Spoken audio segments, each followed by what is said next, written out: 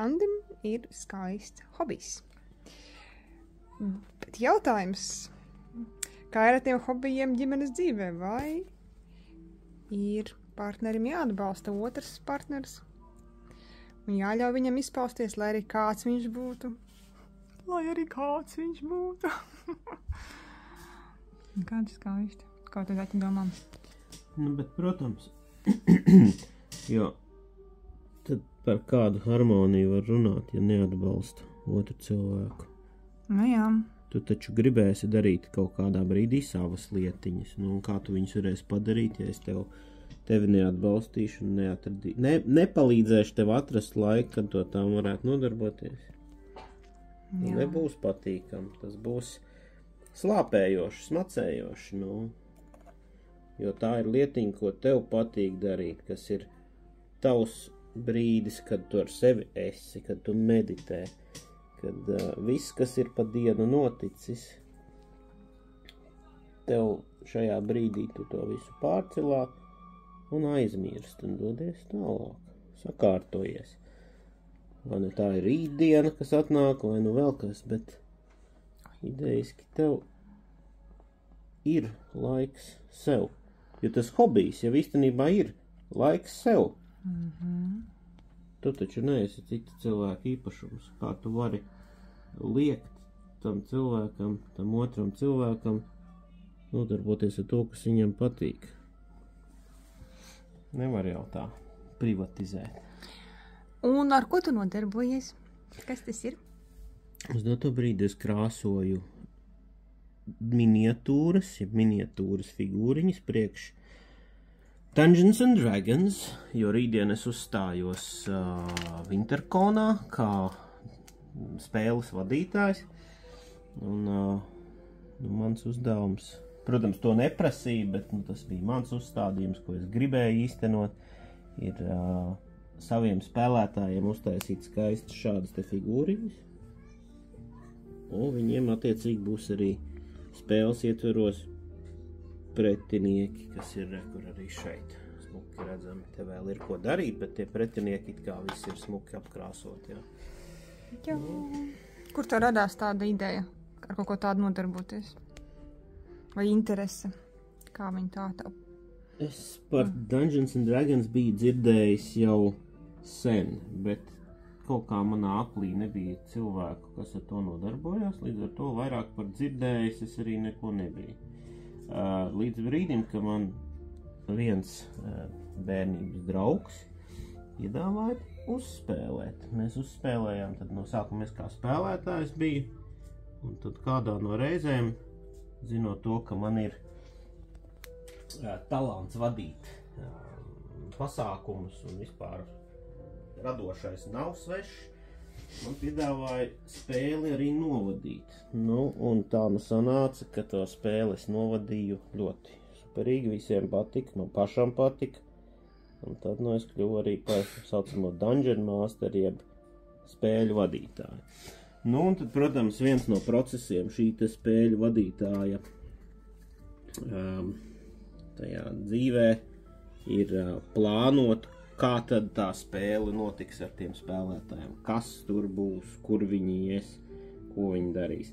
Nu, to varētu salīdzināt, ja kāds ir dzirdējis, teiksim, Gredzenu pavēlnieku, jā, kur ir šī te brālība, kur ir tie vairāki tie dažādie, pieņemsim, dažādie tie spēlētāji, vai šajā brīdī dažādi varoņi, un katrs tad no tiem spēlētājiem, kas spēlē šo spēli, uzņemās atbildību un pilnu kontroli pār vienu no tiem tēliem. Nu, tad, attiecīgi, mans uzdevums kā spēles vadītājiem ir sagādāt viņiem gan pretiniekus, gan sabiedrotos, gan radīt piedzīvojumu sajūtu, teiksim, ja tā to varētu nosaukt. Nu, un šis te miniatūru printēšanas process, arī tas, ko es nodarbojos, ir printēt šīs te miniatūras ar 3D printeri. Un krāsošanas process ir viena no sastāvdaļām. Ne visi Dungeon Master to dara, ir kas izmanto papīru, ir kas pērk jau gatavas, Bet, nu, man kaut kā gribējās pašam pamēģināt nopirkt to krāsu komplektu. Un te nu es esmu ar katru miniatūru, ko es nokrāsoju. Tā prasme aug. Nu jā, un tad jau arī tās detaļas ir ārkārtīgi smalkas. Teiksim, šī te otiņa, ko es krāsoju, jā, tā nav smalkākā no otiņām, kas man ir. Pati smalkākā, lai pilnībā nesajuktu prātā, tā arī saucās psihopāts. Jo viņi ir, lūk, šāda, tik smalka. Jā, un ja mēs pieliekam pretī to, kur es tikko krāsoju. Oi. Bet ir situācijas, ka tev vajag to, nu, pavisam knapi pamanāmo punktiņu uzlikt. Tā kā tā acs, vai tas ir vēl liels? Tas ir vēl liels, bet principā, jā, to arī var izmantot. Vai tā kā šitā mazajiem acis? Jā, nu, tā es izmantoju šo, jo, ja neuzspiež pārāk stipri, tad arī šeit ir ārkārtīgi tas smalks, tas saru galiņš, un tad var uzlikt tādu punktiņu. Bet, nu, kā jau es teicu, tev vajag drusciņa ķirurga precizitāti, jo roka trīc, ja viņi notrīc ne tā, tad, attiecīgi, nu, būs jāpārkrāso.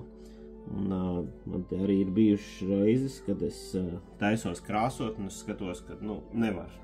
Roka nav taisna, viņa trīc, kad ir, nu, teiksim, pa dienu bijis kaut kāda saspringums darbā, noslodzē vēl kaut kas, nu, tad tā rezultātā arī rodās nedaudz tas kad trīc tās rokas. Nu, tad ir jāpaņem vierīgi, vienkārši kaut kas cits jāpadara. Bet, nu, ja spiež laiks, tad nekas cits neatliek, kā iet cauri ar visu trīcēšanu un domāt variantus, kā to atrisināt. Viens variants, kā to atrisināt, ir tā kā kaķītim ritīgi cieši sajiet, nostāties šādi, ar otru roku turēt. Saspring. Un tad var uzlikt ļoti precīzi punktiņu. Un pēc tādām padarīšanām, tad man tev vakarā arī jāmusē, tāpēc, ka tu esi tā kā akmenī pārvērties. Nu, kakls ir stīvs, jā, tāpēc, ka šitam jāiespringst. Ok, nu. Nu, skaidrs, mēs par šo hobiju vēl noteikti atgriezīsimies. Tā kā mēs bijām bišķi pažaduši, ja mums viss kaut kas dzīvē arī notiekās. Tā kā sakam, mēs neesam, kas visu laiku tusējās par sociālajiem, bet šeit tad... Un man ir jauns telefons! Tāpēc es varam smuki filmēt. Paldies, Andim, par to. Nu, skaisti, tā kā būs skaisti radošie tādi momentiņi vēl un vēl, jo te ir vēl visa kā interesanti. Tā kā, var sakot tā, ja otra pusīte kaut ko vēlās, nu ir jāatbalsta. Jāatbalsta, jo tas pēc tam tā var rezultēties, kad nezinām, kā tie ceļi var paiet. Tas ir galvenais, ka mājās visiem prieks ir. Un lai arī kāds tas hobijs nav ko viņu vērtēt, citiem, zin kā, gribas pavērtēt, nu kas tas par hobiju vispār, kas tas par hobiju?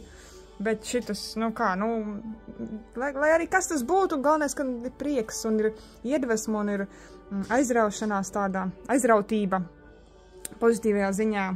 Principā jau jāpieņem, ka hobijs var nebūt tāds pats kā tev. Jā, tas jau ir pirmais, kam ir jātiek pāri. Jo, nu, tā arī būs problēma, liksies, kā? Kāpēc es tagad, teiksim, nu labi, man ir ļoti daudz hobiju, un gandrīz neviens no viņiem tev nav tūs. Airsoft tu spēlē? Nē. Nu, to mēs pēc tam. Visu tagad pagaidām.